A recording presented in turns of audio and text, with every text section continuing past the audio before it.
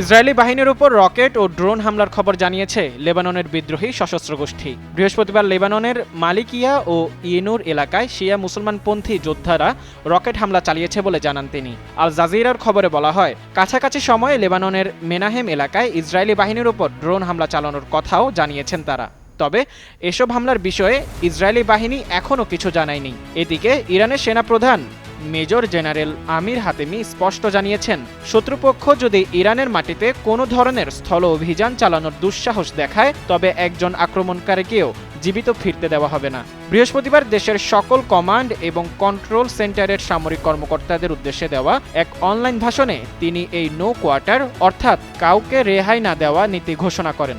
Major general হাতেমি স্থল, নৌ এবং বিমান বাহিনীর কমান্ডারদের নির্দেশ দিয়েছেন যেন তারা শত্রুর প্রতিটি পদক্ষেপ প্রতিটি মুহূর্তে বিশ্লেষণ করেন।